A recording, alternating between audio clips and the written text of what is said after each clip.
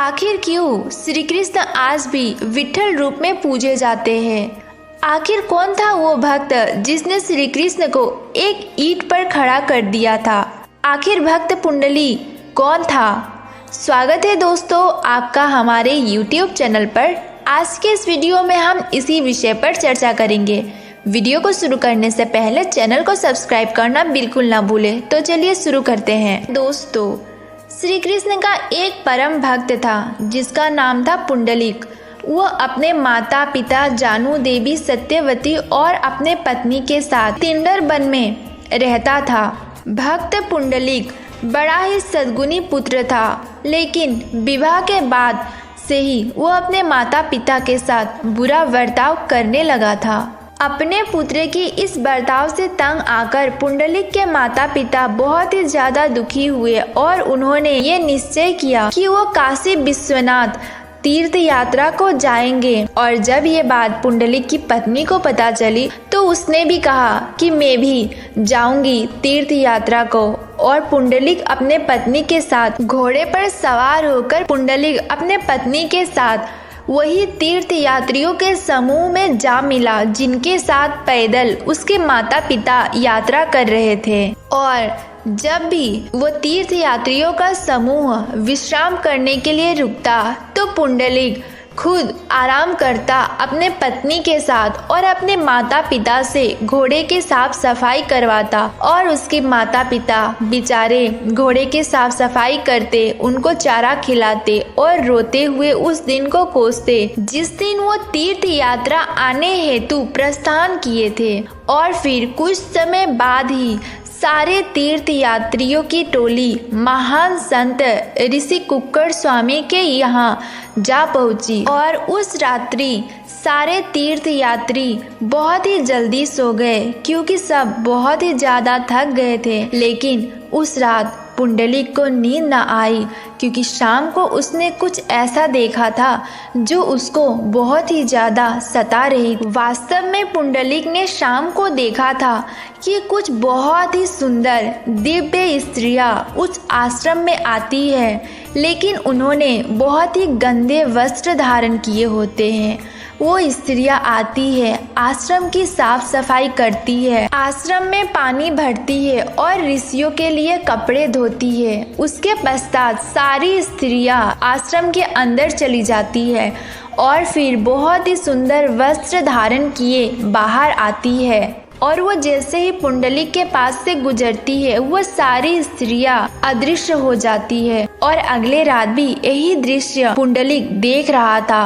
और बिना कोई विलंब किए पुंडलिक तत्काल उनके चरणों में जाकर गिरता है और उनसे कहता है, आप सब दिव्य कन्याएं आखिर कौन हैं और आपका ये कपड़े इस तरह से गंदे क्यों रहते हैं? और इस आश्रम में आने के बाद ही आपके कपड़े स्वच्छ होते हैं, आखिर इसके पीछे का क्या रहस्य है? उस वक्त उन सारी दिव्य स्त्रियों ने कहा कि हम सब पृथ्वी लोक की सारी पवित्र नदियाँ गंगा यमुना आदि है।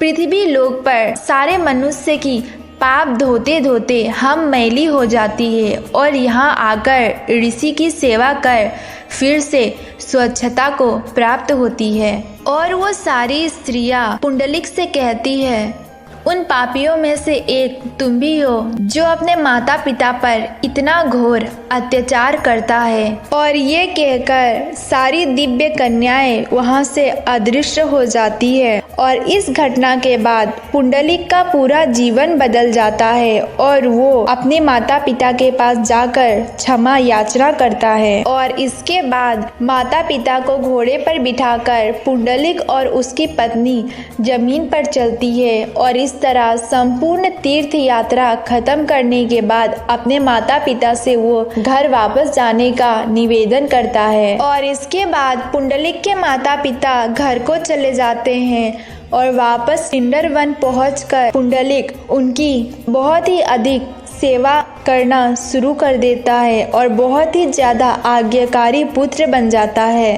और उन्हीं दिनों माता रुक्मणी श्री कृष्ण से रुष्ट होकर टिंडर वन को चली गई थी और कुछ समय पश्चात श्री कृष्ण भी माता रुक्मणी को ढूंढते ढूंढते टिंडर वन पहुंच गए। और फिर श्री कृष्ण को पता चला कि माता रुक्मणी का रुष्ट होना तो मात्र एक लीला था। वो तो चाहती थी पुंडलिक को श्री कृष्ण दर्शन दे। और फिर वहां से माता रुक्मणी और श्री कृष्ण पुंडलिक के आश्रम की तरफ प्रस्थान करते हैं। और जब श्री कृष्ण और माता रुक्मणी पुंडलिक के आश्रम में पहुंचते हैं तो उस वक्त पुंडलिक अपनी माता पिता के सेवा करने में बहुत ही अधिक व्यस्त होता है और वो अपनी माता पिता की सेवा छोड़ बाहर नहीं जा पाता।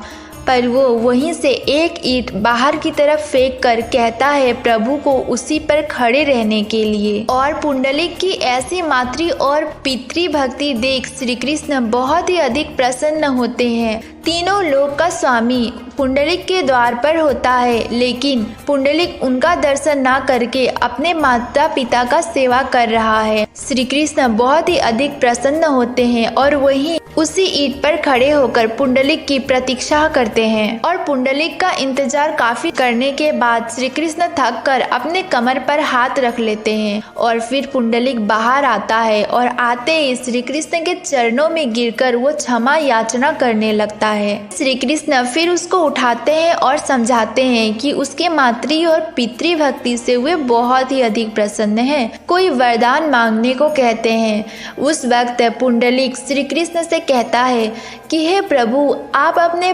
भक्तों के कल्याण के लिए यहीं पर इसी रूप में रुक जाइए। और उस समय से आज तक श्री कृष्ण वहीं पर विट्ठल रूप में खड़े हैं एक ईंट के ऊपर।